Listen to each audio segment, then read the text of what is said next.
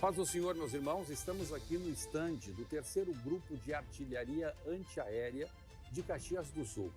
Na ExpoEx 2022, a exposição do Exército Brasileiro em homenagem aos 200 anos de independência do Brasil, na Expo Inter, em Esteio, Rio Grande do Sul.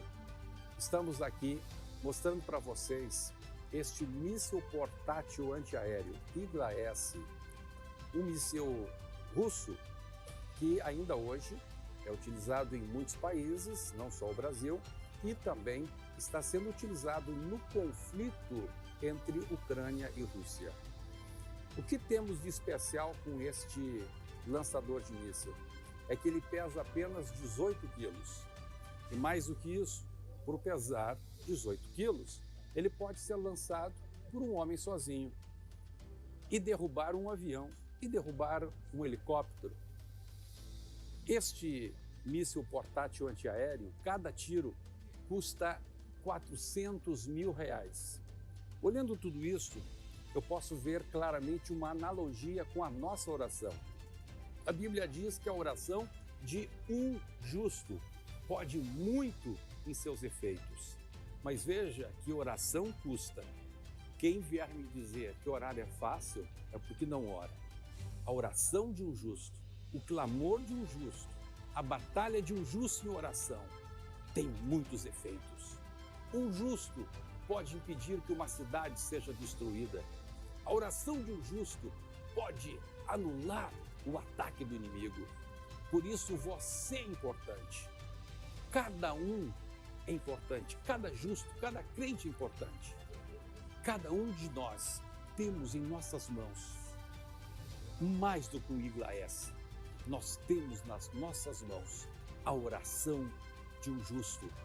Você não pode falhar nesta campanha Domo de Ferro 2, que sai de agosto e avança em setembro de 2022.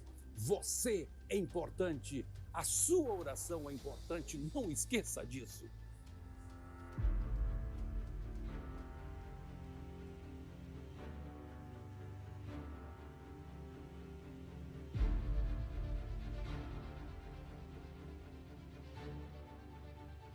Enquanto o míssil portátil antiaéreo, ele representa a oração de um justo, dando um tiro de cada vez, aqui nós estamos diante de um gigante, uma viatura blindada de combate antiaéreo Gepard, de origem alemã.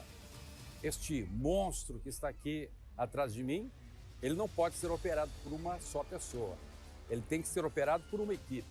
Ele representa então a igreja, representa uma congregação.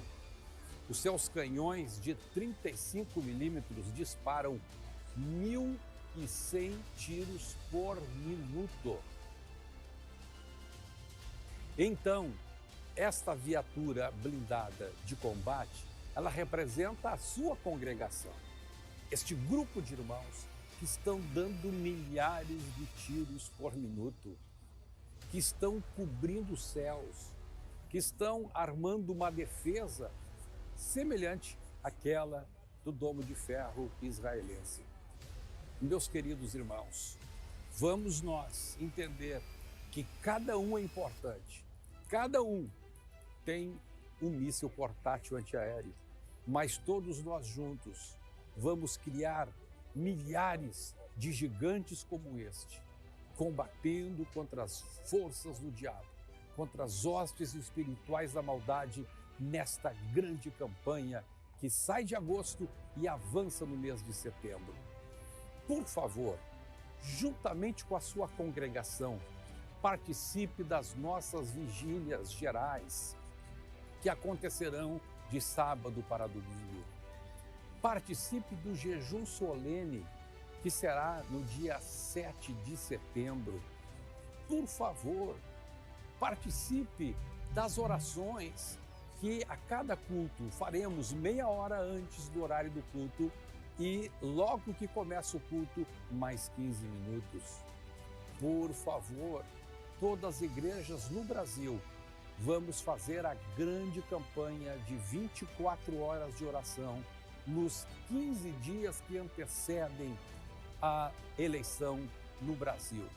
Por favor, meus irmãos, 24 horas a igreja aberta, grupos de irmãos se revezando em turno, fazendo esta grande corrente de oração de 15 dias, conforme está determinado pela nossa convenção desde o ano de 2014.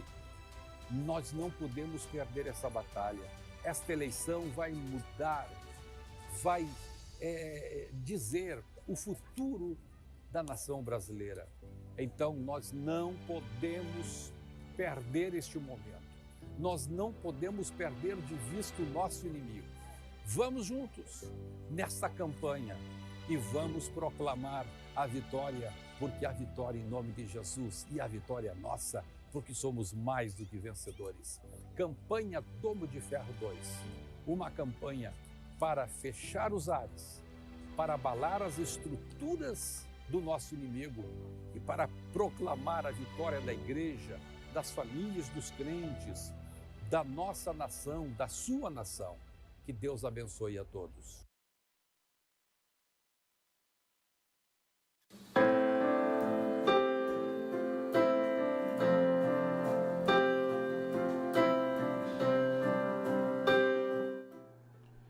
E quando são 13 horas e 40 minutos, está iniciando mais um programa da Juventude Geração Eleita aqui da sede internacional. No dia de hoje, nós estamos com uma participação muito especial, o nosso pastor Wilson Resplandes. Paz, Senhor pastor. Paz do Senhor Jesus, a todos os nossos jovens da Geração Eleita. É uma alegria muito grande nós estarmos aqui juntos, né, em torno da palavra de Deus e desses objetivos de ação, né, que Deus nos tem apresentado através da visão do Ministério Restauração. E glória a Deus, e tudo isso tem entrado e entra de acordo com o tema do programa de hoje. Se te mostrares fraco no dia da angústia, é que a tua força é pequena. Provérbios número 24, verso 10. E aproveitando até mesmo agora que rodou uma vinheta da campanha que nós estamos sobre o Domo de Ferro 2, pastor Resplandes, poderíamos falar sobre a perseverança, porque nós já estamos na segunda campanha nesse mesmo propósito. Nós estamos partindo então para o segundo mês dessa campanha. Então, a perseverança no combate. O senhor pode falar um pouco como é que é o senhor que foi militar, está na reserva, teve várias experiências no campo. Então, a perseverança na batalha. Você poderia falar um pouco para nós? O soldado, ele é conduzido, o soldado que ele é preparado para o cenário de combate, ele tem uma instrução diferenciada do soldado que vai apenas guarnecer alguma instalação ou um determinado ponto sensível de um grau de importância vital dentro de um cenário de combate, né, inferior a determinadas outras instalações. Um soldado profissional, a primeira coisa que ele tem que ter em mente é que ele está ali de maneira voluntária. Na realidade, nenhum soldado profissional, um soldado das tropas de elite, dos exércitos de todo o mundo, ele é obrigado a estar ali. Ele não está ali por uma obrigação. Ele está ali pela vocação da guerra, né? Ele é chamado para ser um soldado da guerra. E um soldado da guerra, ele tem que desenvolver essa habilidade adquirida, né? Que ela é um conjunto de persistência criativa, esforço inteligente, trabalho planejado, executado dentro do tempo, né? Todos esses aspectos vão fazer com que este soldado ele tenha esta resiliência e esta perseverança em relação aos seus objetivos de ação dentro de um cenário de guerra. Falando de resiliência, então o soldado que está no campo, no fronte da batalha, então ele tem que se adaptar, acabar se adaptando aos ataques e também se adaptar a se preparar também para atacar, né? Contra-atacar o inimigo. O soldado ele tem que ser camaleão, né? Ele tem que ser um camaleão.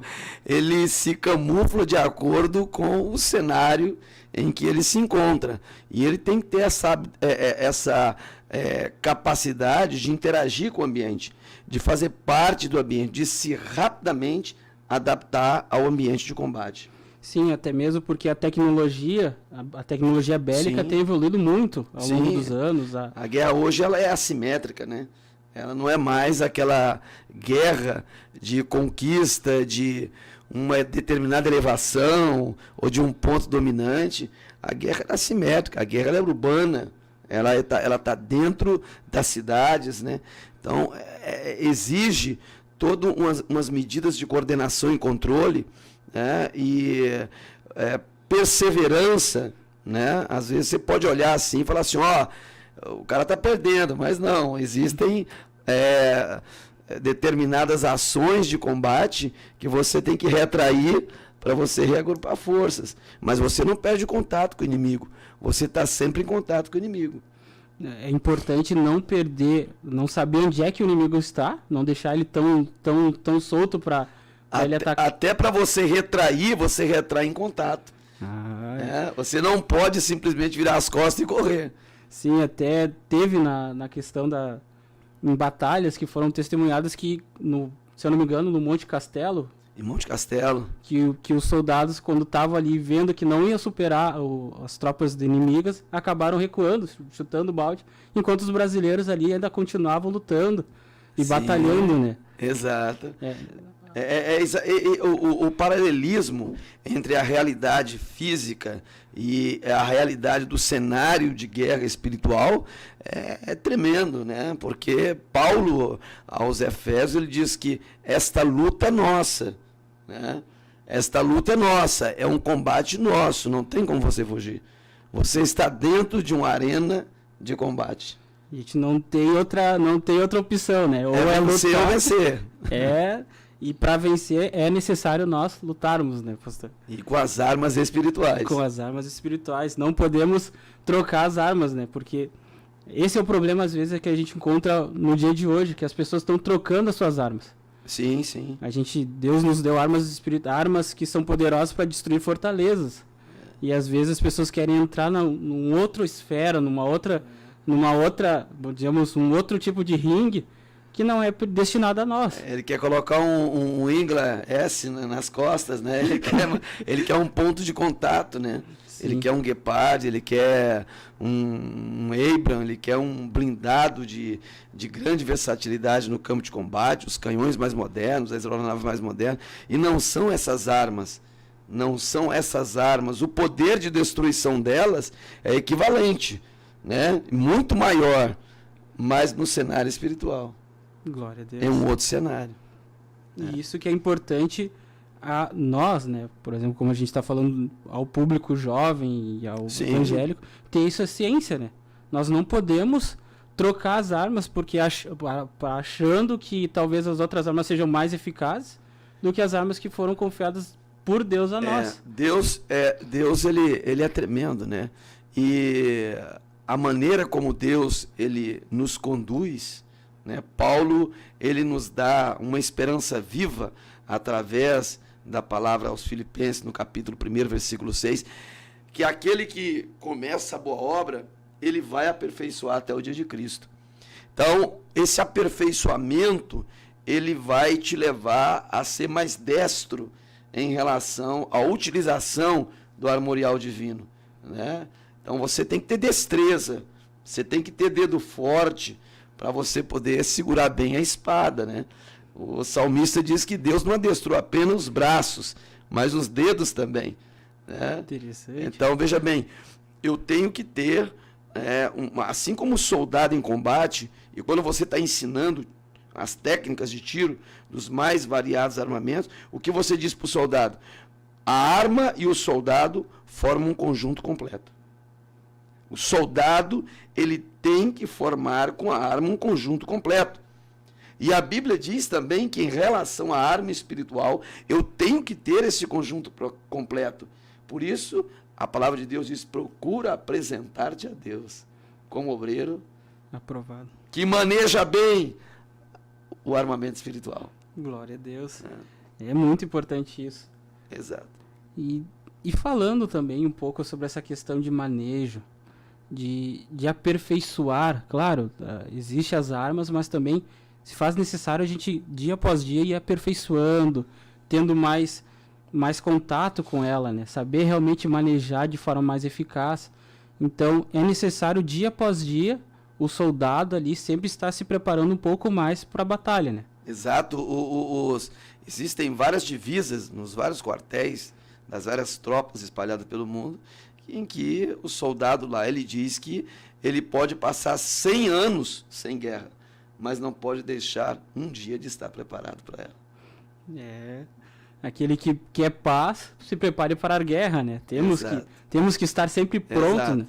E é importante nós exercer, né, a fé e essa questão de combate nas campanhas que nós temos no Ministério. É fundamental que nós entendamos os princípios espirituais que levaram a nossa liderança, né, a buscar em Deus, novamente, uma direção para uma campanha como essa. Não é só ver o pastor Humberto com o Igla S no ombro ali, e aí a simulação do tiro. Não, ele está trazendo uma realidade.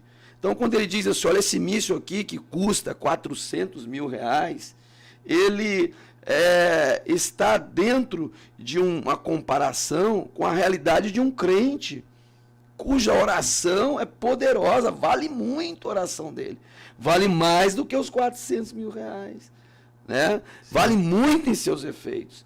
Então, veja, aquela oração, ela é fatal, ela é um míssil, né? Ela atinge o objetivo, ela chega no objetivo. Agora, o Gepard, né, com seus canhões lá de 35 milímetros lá, atirando 1.100 tiros por minuto, ele é uma congregação. São os vários membros daquela congregação juntos atirando. Então eu tenho que entrar dentro do cenário espiritual que o pastor está falando. Eu tenho que pegar aquele blindado, aquele míssil, e agora, através desses elementos físicos, que eu posso ter um ponto de contato neles, eu posso projetar a visão espiritual.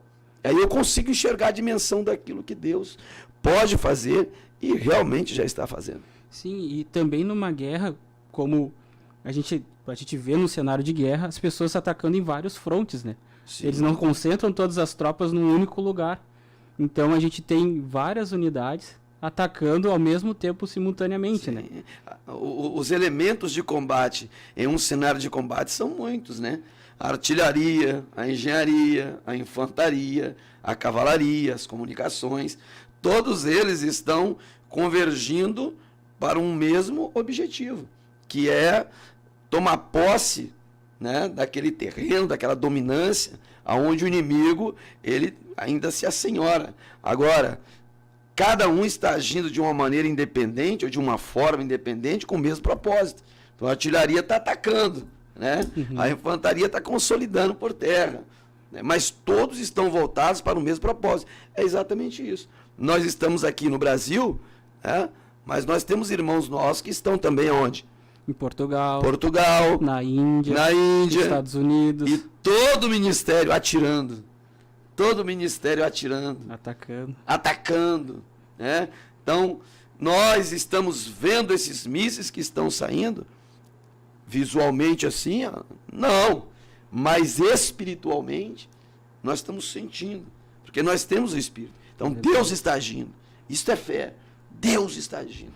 E a gente consegue ver que cada vez mais a gente está conseguindo conquistar novos terrenos.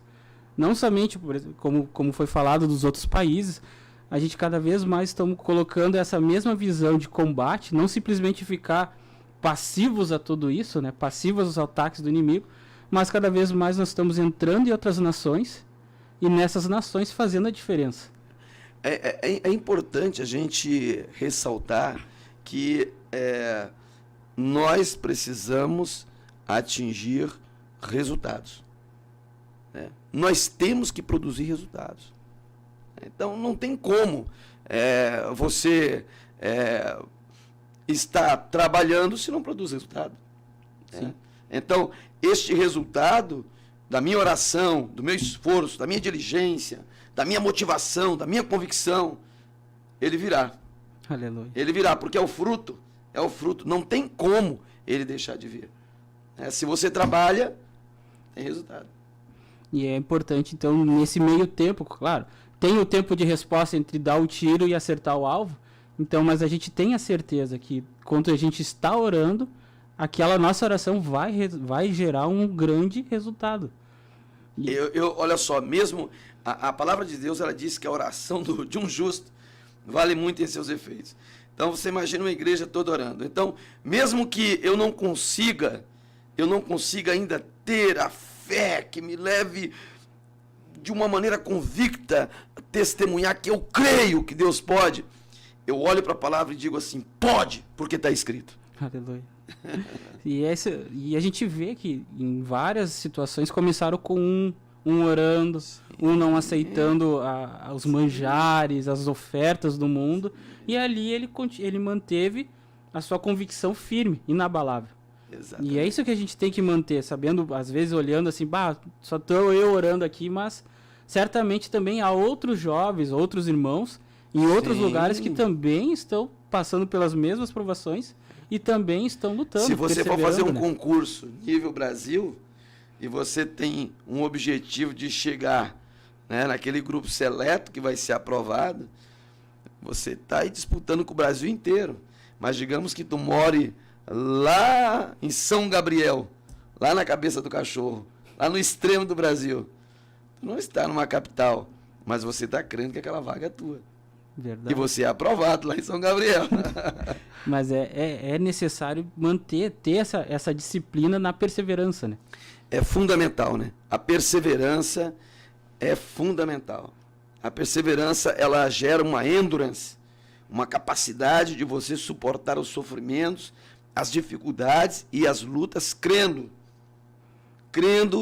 no objetivo maior, naquilo que está adiante.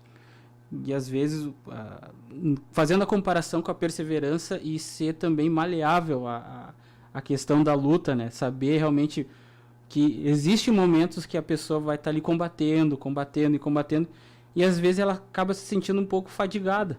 Sim, isso é normal. Nós estamos num tabernáculo de carne, né?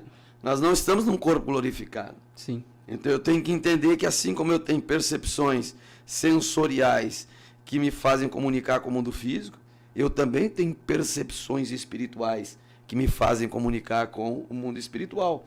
Agora, a forma como eu me conduzo em relação a isso está relacionada exatamente a essa convicção. É uma coisa tremenda, é a convicção, né? A convicção, ela lança fora o medo e a hipótese de que não vai dar certo. Vai dar certo, vai dar. E a coisa acontece. Porque a gente tem que também olhar para quem é que está nos prometendo, né? Quem é a cabeça de tudo isso? Exatamente. Quem é que está mandando, nos dirigindo? Exatamente. É importante saber que quem nos prometeu é fiel para cumprir. Exatamente. E é por isso que nos leva a ser mais perseverante ainda, porque é certa. A vitória é certa se continuarmos lutando. A vitória é certa. O nosso Deus não perde batalha, né? E a misericórdia de Deus é algo tremendo. A misericórdia de Deus, ela se entrelaça com o amor de Deus, né? E Deus, ele vai nos conduzindo de uma maneira tal que a gente entende que o vento não vai fazer com que o barco venha a sossobar, as águas não vão inundar um barco, porque o nosso Deus, ele está conosco. Aleluia. Permanece conosco. Isto é uma convicção que nós temos que crer. Temos que crer. E ela não é só dizer que eu tenho que ter e crer. As pessoas têm que ver isso em mim. A Bíblia diz ali, no Evangelho de Lucas, que o rosto de Jesus, a convicção de Jesus, em relação à missão que ele recebera do Pai, que ele era submisso e obediente, a perfeita compreensão que ele tinha de qual era a posição dele naquele cenário, naquela missão, né? Ele, diante de tudo que ele iria sofrer lá em Jerusalém, na mão dos gentios, de Pilatos, dos romanos, dos judeus, né? O rosto dele dizia, eu vou para Jerusalém. Os samaritanos, quando viram aquele rosto, disseram assim, não, tu não vem para cá não.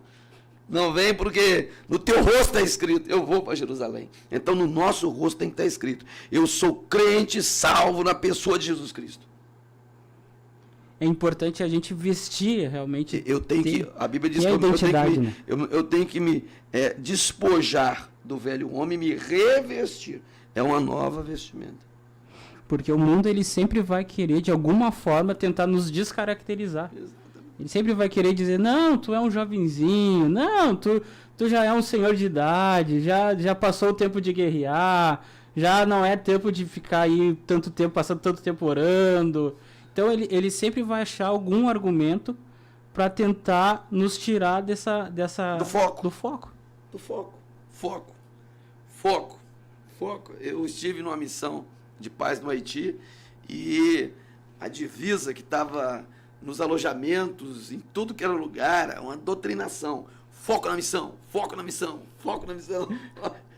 É importante a gente ter realmente esse foco, né? É. No foco, qual é a nossa missão? Por que a gente está batalhando? Por que a gente está lutando? Por que a gente está avançando, né? Qual é o nosso foco? Esse é importante. Então, o jovem tem que ter essa daí, por exemplo, quando a gente fala, linkando aquilo que o senhor falou sobre a missão de Jesus, a questão do propósito, da obediência, submissão, é necessário a gente perseverar, mas perseverar sabendo que existe uma diretriz, né, daquele que está com a gente, né? Sim. Eu não posso ser um crente triste. Sim. Um crente triste, as raízes dele estão ligadas no mundo. Ele é um crente triste, né? Você vê que não passa convicção.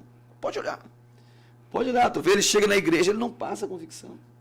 Ao invés dele chegar na igreja e entender biblicamente, guarda o teu pé quando entrares na casa do Senhor, ele não entende o cenário espiritual. Ele entra na nave da igreja, ele vê alguma coisa que ele acha que não está de acordo com o que deve estar, e aí, se o som não está muito bom, ele também já não... Ele não consegue se transportar para o sobrenatural de Deus. Ele não consegue entrar num cenário espiritual. Então ele fica ali, alguns mexendo no celular, conversando, conversas laterais, mas ele não tem aquela convicção de hoje, sabe? Hoje! Sim, a gente vê tanto que teve situações na Bíblia que relata de pessoas que quando viram a oportunidade, saberam ali que Jesus estava passando, eles agarraram com tudo, né? E veja bem, e a palavra de Deus, né, ela mostra não apenas essa disposição mental, né, que vai gerar uma força, né? Aí a gente entra no nosso texto aqui, né? Sim. E é incrível, mas aqui, ó, que quando o irmão falou comigo a respeito desse tema, quando eu era jovem, né, embora eu nasci dentro de um lar cristão, eu não conhecia o evangelho na minha infância, né? Eu fiquei 40 anos longe da igreja. Então, para mim, era uma coisa que eu tinha um paralelo, sabe, de ligação, mas eu vivia dentro de uma prisão. Minha juventude toda foi no mundo, né? Perdido, né? Comendo a comida dos porcos, né? Longe da casa do pai. Agora era incrível, eu pegava a Bíblia assim, né? E uma coisa que eu sempre tive muita fé e sempre criei de uma maneira muito particular é no poder da oração da igreja. O poder da oração da igreja que não saía da minha mente, sabe? Olha só, o poder da oração da igreja. Pede oração na igreja. Não fica pedindo oração para um, para outro. Pede para a igreja orar, sabe? Então, eu quando eu estava nas minhas lutas, eu mandava, e quando eu pegava a Bíblia, eu fechava a Bíblia assim, ó, e eu dizia assim, ó, Deus, sabe aquela coisa, eu queria achar uma... Sabe? Sim. Isso aqui é o caminho do preguiçoso, né? Fala comigo agora. Fala comigo agora. Pum! Era sempre Provérbios 24, 10. Sempre. Bom. Em qualquer situação, pum! Provérbios 24, 10. Era incrível. Estava sempre lá, se te mostras fraco, em algumas versões, frouxo, né? Eu acho que é a versão corrigida. Se te mostra frouxo no dia da angústia, a tua força é pequena. Livros que estão sendo levados para a morte, salvos que cambaleiam indo para serem mortos. Se disserem não soubemos, não saberá aquele que pesa os corações, não saberá aquele que atenta para a tua alma, e não pagará ele ao homem segundo o fruto. Então eu memorizei isso, porque eu sempre aquilo ali, pum. Só que eu não entendia, eu não conseguia compreender, né? Eu não conseguia entender o que significava, né, esta palavra no seu todo, né? Agora, quando nós olhamos todo o contexto, né, em que esta palavra está inserida, tanto o contexto imediato quanto o contexto remoto, nós vamos ver um jovem diante de uma responsabilidade tremenda. Ele recebe 12 nações para governar. Ele não tem a força do pai. Ele não tem o destemor do pai para ser conhecido como um homem de guerra, né? Para que as mulheres cantem, Salomão matou os milhares, né? Não, os seus 10 milhares, não. O pai foi forjado no campo, forjado no orvalho, forjado no combate. O Davi era um homem de uma convicção e uma força sobrenatural. Quando Saul ele interpõe um valor para que ele possa ter a sua filha, que ele possa desposar a sua filha, né, a Tamar, o que ele faz? Saul pede 100 prepúcios de filisteus. Ele vai lá e traz 200. Você imagina? O sangue, ele era um homem habituado com sangue, né? Ele era um homem que ele dizia, diante dos inimigos, ele orava ao Senhor e dizia: torne-se-lhes os caminhos tenebrosos e escorregadios, e o anjo do Senhor o persiga. Então era um homem da guerra, um homem da guerra. E agora ele recebe esta missão de ser o substituto do seu pai. Você imagina a expectativa dos conselheiros, dos generais. Veja bem, se ele demonstrasse uma fraqueza, se ele não tivesse uma força, se ele não tivesse uma convicção, se ele não tivesse uma postura, e o pai disse: para tu entrar nesse cenário, embora tu sendo jovem, tu tem que ser homem. Ou seja, o teu rosto vai ser um rosto novo, jovial, mas no teu rosto, nos teus olhos, eles vão ver uma águia. Eles vão ver, eles não vão ver uma pomba, eles vão ver uma águia, né? Eles vão ver ali um jovem que tem uma capacidade além do que se possa mensurar por conta da juventude dele. E Salomão, ele encontra o caminho. Aqui está a chave. A gente lê e parece que não entende. Ele foi pedir auxílio a quem? Ao Senhor. Ele foi pedir auxílio aos generais? Não. Ele tinha Abissai, ele tinha Benaia, ele tinha varões, homens valorosos, homens que matavam gigantes, homens que matavam leões, homens que eram os príncipes e cavalgavam lado a lado com Davi. Você consegue? Uma vez eu fiquei viajando assim, eu viajo, sabe? Eu fico meditando na palavra de Deus, e a Bíblia diz que Davi, quando ele vinha das campanhas, vitorioso, eles vinham temperaturas baixíssimas, né? Neve, frio, coberto com peles de animais, né? Salpicadas de sangue da batalha, né? Os seus cavalos, né? A sua infantaria, e Davi com aquele cabelo ruivo, né? Ele cavalgando entre Abissai, Benaia, o bufo dos cavalos fazendo aquele vapor de gelo sair, vindo de uma campanha militar, as trombetas sendo tocadas em Jerusalém. Você imagina o coral cantando, as virgens lançando pétalas de rosa por onde eles passavam. Você imagina que triunfo. Um cenário muito glorioso. Um cenário glorioso, um triunfo glorioso. Era uma honra para Benaia estar ao lado de Davi. Com certeza, quando eles viam, eles diziam: o príncipe Benaia, e se curvavam diante dele. Homem de uma coragem, o rosto era como de leão. Aqueles homens eram formidáveis. O olhar daqueles homens era de uma convicção tremenda. Oh, eu sinto a presença de Deus. E veja, Salomão, ele se sentiu um menino, o filho da Batseba, o amado filho da mãe, criado aos pés do profeta Natã, que o ensinou: filho, ouve as minhas palavras e atenta para os meus conselhos. Busca a sabedoria, busca como quem procura prata, como quem procura tesouros escondidos. E Salomão reteve essas palavras no coração. E no momento de angústia, você imagina a angústia dele. Você imagina você entrar numa sala, tá ali preparado ali, todo aquele ambiente preparado. O trono estava lá. O rei vai se sentar no trono. Os conselheiros estão ali esperando. Quem é? Salomão, o príncipe que governará no lugar do grande rei Davi. O que ele faz?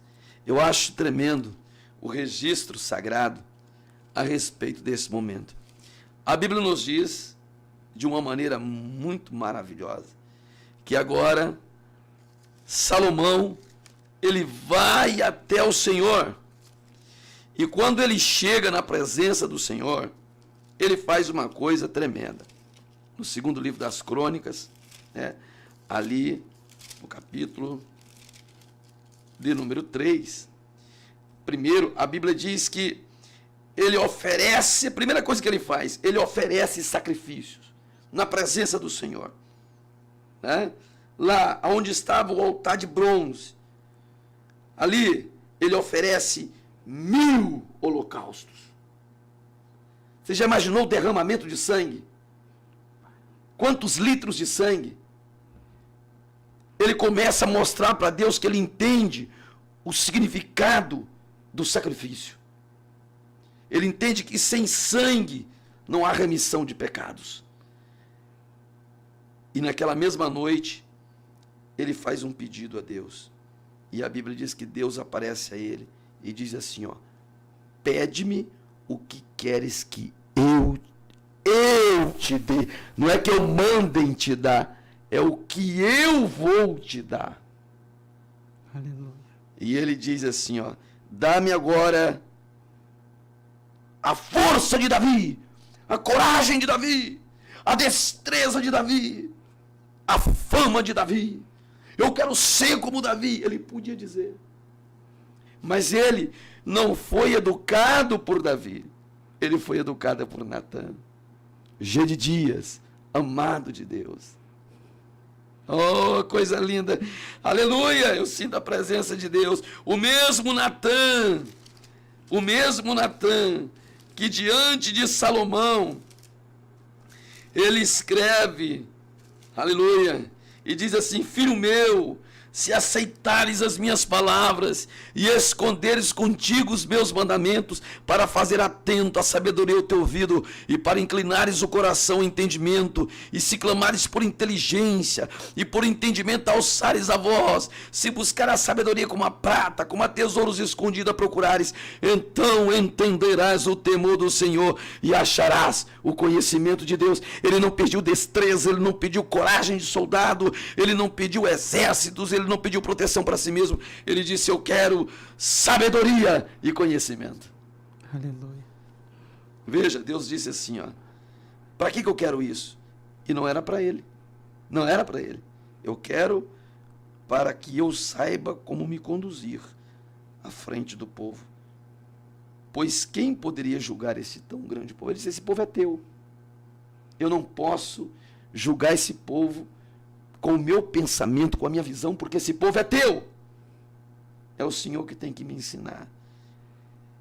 E a Bíblia diz que Deus, naquela mesma noite, Deus disse, porquanto este foi o desejo do teu coração.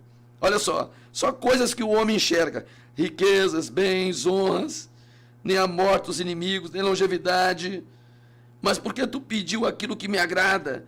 Sabedoria e conhecimento são dados a ti, e te darei riqueza, bens, honras. Oh, aleluia.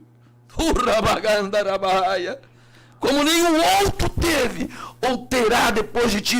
40 anos sem guerra, em paz ele reinou, com todos os povos do mundo vindo pagar tributo a ele, aprender com ele, sem disparar um tiro, prefigurando a grande revolução que viria naquele cujas palavras são eternas, Jesus, que venceu impérios, venceu exércitos com a mensagem do amor. Aleluia. Aleluia. Agora ele pode escrever: se te mostra fraco no dia da angústia, a tua força, quem é a tua força? O nosso Deus é a nossa força. Aleluia. Ele é a nossa fonte de força. A tua força é pequena, o teu Deus é pequeno. Se tu te mostra frouxo no dia da angústia, o teu Deus é pequeno. Eu fui buscar ali nos originais, né, alguma coisa mais sobre essa questão desses vocábulos e dessas frases. Se tu te mostra, se tu te apresenta, se tu vem num culto da juventude e tu não vem com sangue nos olhos, se tu vem, tu não vai convencer ninguém. Tu vai chegar para alguém: aceitar Jesus, jovem. Mas com a tua cara aí, mano, a cara está até com fome, entendeu? Tô passando mal. Passando mal, mano. Tu não me passa convicção nenhuma. Tu já viu como quando você vê aí um moço ou uma moça no mundo falando daquilo que lhe dá prazer, o cara falando de futebol, o cara não joga nada, é um verdadeiro perna de pau, mas ele torce, ele fala do lance, ele fala da jogada, de como foi o gol, ele cria, parece que é ele que fez o gol. Sim, ele fala vibrando aquela sensação, aquele momento, né? Ele está vivendo aquilo.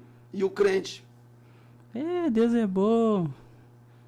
Irmão, você crê que Jesus está aqui? Amém. Triste, frouxo no dia da angústia. Frouxo. Você imagina? Agora vamos para o cenário. O tempo voa, né? Vamos para o cenário. O Israel de Deus está ali. O povo de Deus. O exército do Deus vivo. Paramentados para o combate. 40 dias. Um gigante vem até eles e diz assim: dê-me um homem para lutar comigo. Se ele me vencer, e ele profetiza, ele diz: se ele me vencer, nós seremos vossos escravos. E ninguém se atenta. E tinha ali homens preparados para a guerra. Né? Mas o próprio Saul era o maior de todos, era ele que tinha que enfrentar o gigante. Homens guerreiros, homens que viram Deus agir a favor deles. Mas quantos tiros de flecha o Golias ele lançou sobre a tropa de Israel? Quantas catapultas de pedra ele lançou? Quantos Nenhum. Era tudo na voz, só falando. Persuasão. É como o crente quando ouve aquela voz na mente dele. A arena de combate é a mente, né? Então ele ouve aquela voz, ele ouve o seu pensamento. E aí Salomão escreve Provérbios 3, 5, 6. Confia no Senhor de todo o teu coração e não te estriba, não te apoia, não te calça no teu próprio pensamento. Reconhece Ele em todos os teus caminhos. Você, meu jovem que está me ouvindo agora, está reconhecendo que é para você essa mensagem? Glória a Deus. E Ele endireitará as tuas veredas. Ou seja, teu caso tem solução. Mas você tem que confiar no Senhor de todo o coração. Deus pode. Ele vai. E Davi, ele tem essa convicção. E aí as armas humanas, né? Olha, é o conselho daquele que não ora, daquele que não jejua, daquele que é doutor em conhecimento, que tem um palmo de profundidade de conhecimento, embora diga que tem um mar de entendimento de tudo, com um palmo de profundidade, não sabe nada, né? Mas está ali. É o ideudo, gosta da ideia, Entendeu? Vovó, pega o meu escudo, pega o meu capacete, pega a minha espada. Davi entendia qual era a força do Deus dele. Quando é que um homem tem condições de tirar uma ovelha de um urso faminto?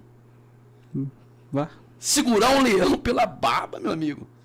São quase 9 centímetros de presa. Mas Davi falou assim, não. A minha força vem do meu Deus. A força do meu Deus não é pequena. Ele já me deu a experiência com leão e com urso. Esse outro aí é fichinha. Aleluia. Então, o que impactou? O que impactou o Golias? O que impactou o Golias? O que impactou o Golias foi exatamente isso.